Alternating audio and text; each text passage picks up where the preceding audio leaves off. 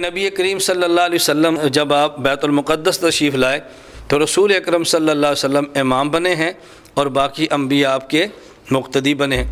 یہاں پر ایک بات تو یہ سمجھیں کہ یہ جو انبیاء تشریف لائے تھے ان کے اجسام تھے یا ان کی ارواح تھی، ہم نے یہ ضرور دیکھنا ہے انبیاء کے اجسام تھے یا انبیاء کی ارواح تھی۔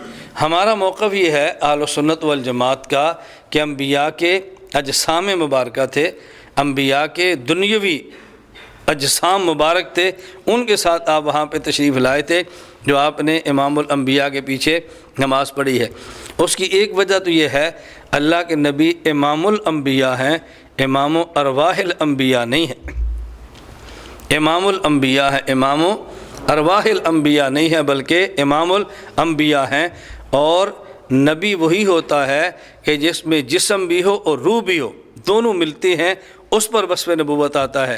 تو اللہ کے نبی انبیاء کے امام تھے، انبیاء کے ارواح کے امام، صرف ارواح کے نہیں انبیاء کے امام تھے۔ اچھا، دوسری بات کہ انبیاء اجساد اصلیہ اور دنیوی اجسام مبارکہ کے ساتھ تشریف لائے تھے۔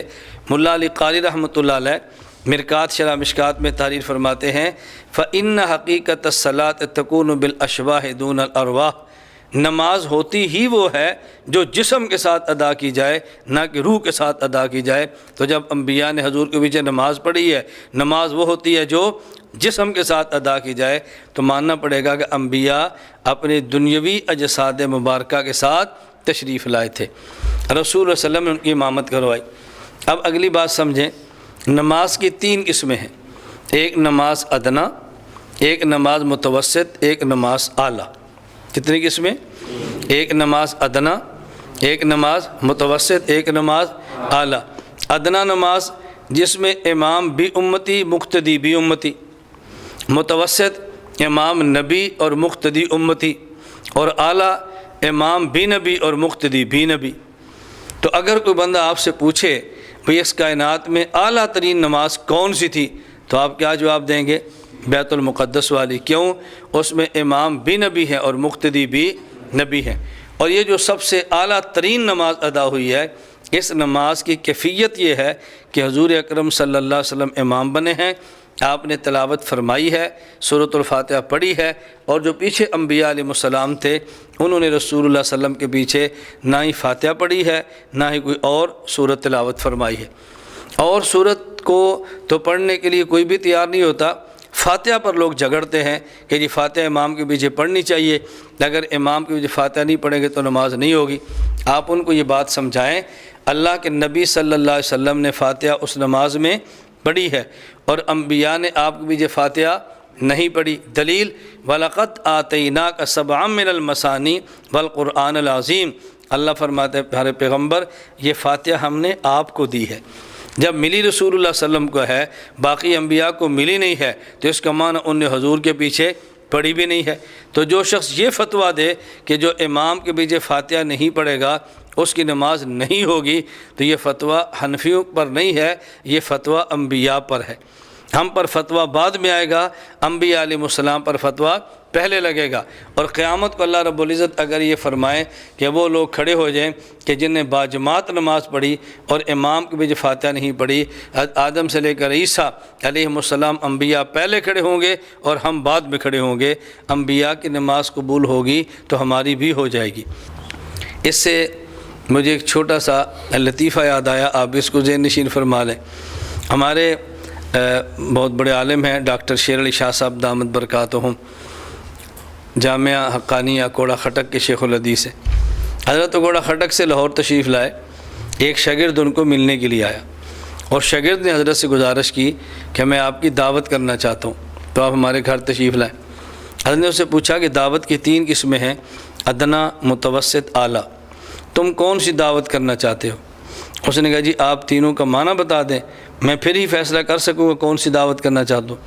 حضرت مولانا شیر شاہ صاحب فرمان لگے سب سے ادنا دعوت یہ ہے کہ تم اپنے گھر بلا کر ہمیں کھانا کھلاؤ، کیوں اس میں ہمارا وقت بھی لگے گا اور کھانا بھی ہم کھا لیں گے، وقت ضائع ہوگا کھانا بھی کھائیں گے۔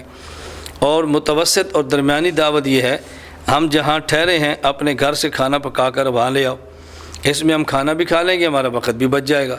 اور سب سے اعلیٰ دعوت یہ ہے آپ ہمیں پیسے دے دو، ہم جہاں جو چاہیں کھا لیں، ہم جہاں پہ جو چاہیں کھا لیں، سب سے اعلیٰ دعوت ہے۔ اب آپ بتاؤ کہ آپ نے کون سی دعوت کرنی ہے؟ اس نے کہا جی پھر اعلیٰ ہی بہتر ہے۔ تو ہمارے یہاں لوگ ادنا دعوت پہ لڑتے ہیں، اعلیٰ دعوت کرنے کے لیے تیار نہیں ہوتے۔ میں کبھی اسفار میں جاتا ہوں تو میں کہتا ہوں یہ بات سمجھانی ہے آپ کو مشکل ہے، اگر یہ کہیں گے تو آپ نے کہنا شاید مولانا صاحب پیسے مانگتے ہیں، اس لیے آپ پیسے نہیں، آپ ادنا کی بجائے اعلیٰ دعوت کر لیا کرو، جہاں ملیں وہیں جیب میں آپ ہدیہ ڈال دیں، آدمی کا جو دل کرے گا وہ کھا لے گا، جب دل کرے گا کھا لے گا، نہیں جی چاہے گا وہ چیز گھر لے کر چلا جائے گا۔ میں مدینہ منورہ میں تھا، ابھی جنوری کی بات ہے، تو مسجد نبی میں کئی لوگ ملنے کے لیے تشریف لے آئے، وہ تقریباً 10-11 ہو گئے۔ اب ایک شخص کہتا ہے جی میرے روم میں چلیں، ایک کہتا ہے جی میں عمرے پر ہوں میرے ہوٹل میں چلیں، ایک کہتا ہے جی باہر چلتے ہیں وہاں کھانا کھا لیتے ہیں۔ تو 10-11 تھے، میں نے کہا آپ وہاں جاؤ گے، ہم 11 بندوں کو لے کر سارے ہی جائیں گے نا، تو آپ 200-300 ریال لگا دیں گے، ہمارا وقت بھی لگے گا اور آپ کے پیسے زیادہ لگیں گے۔ اگر آپ میں سے ہر بندہ 100 ریال مجھے دے دے تو مجھے 1100 ریال مل جائیں گے، آپ کا 200 کے بجائے 100 لگے گا، مجھے 1100 مل جائے گا، وقت بھی بچ جائے گا اور مجھے پاکستانی حساب سے 33-34 ہزار روپیہ بھی مل جائے گا۔ تو انہوں نے کہا یہ ہمارے لیے سب سے مناسب ہے۔ اللہ خوش رہے کہ ان میں سے ہر آدمی نے اپنی جیب میں ہاتھ ڈالا، 100 ریال نکال کے مجھے دے دیا، ہمارا 1100 ریال ہو گیا، ان کا 100 ریال خرچ ہوا۔ اب بتاؤ ان کا فائدہ زیادہ ہوا یا تھوڑا؟ اور ہمارا بھی زیادہ فائدہ ہے، ان کے بھی زیادہ فائدہ ہے۔ لیکن عام طور پہ لوگ یہ بات سمجھتے نہیں ہیں، بس زور دیتے نہیں ہماری عزت اس میں ہے، ہماری خواہش ہے کہ آپ ہمارے گھر تشریف لائیں۔ اپنی خواہش نہ دیکھا کریں، جس کی عقیدت ہو اس کی ضرورت دیکھا کریں، اپنی خواہش کو جن سے محبت ہو ان کی ضرورت پہ قربان کر دیا کریں، اس سے فوائد بہت زیادہ ہوتے ہیں۔ اللہ ہم سب کو یہ بات سمجھنے کی توفیق عطا فرمائے۔ میں چونکہ سفر میں رہتا ہوں، میرے ساتھ واقعات پیش آتے ہیں اور میری خواہش ہوتی ہے ہر ساتھی اس بات کو سمجھ لے، اس لیے ہماری الجھنیں ختم ہو جاتی۔ ابھی میں جگہ تو نہیں بتاتا، لیکن کچھ دن قبل کی بات ہے، ہم سفر میں تھے، ایک بہت اچھے ہمارے میزبان ہیں، تو میں مثال دیتا ہوں، ایک جگہ ہم تھے، وہاں سے ان کا گھر تقریباً 15 منٹ کا تھا، وہاں سے آگے جلسہ گاہ پھر 15 منٹ کی تھی، اور ہم اس حساب سے چلے کہ آدھا گھنٹہ میں جلسہ گاہ میں پہنچ جائیں۔ اور یہ بات میں انہوں نے سمجھائی کہ 4:30 بجے نکلیں گے اور 5 بجے ہم نے جلسہ گاہ پہنچنا ہے۔ انہوں نے کہا جی بہت اچھا، وہ بھی گاڑی لے کر آگے بھی 2 گاڑیاں آگئی، ہم 3 گاڑیوں پر چل پڑے۔ راستے میں کہتے ہیں جی میرا گھر ہے، آپ یہاں پر چائے پی لیں۔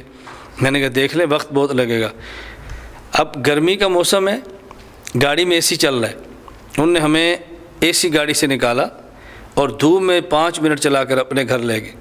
اب وہاں گئے تو کھانا ہم نے کھایا ہوا تھا، چائے کی طلب نہیں تھی، ہر ایک کو کپ بھر کے چائے کا دیا، آگے بسکٹ رکھ دیے۔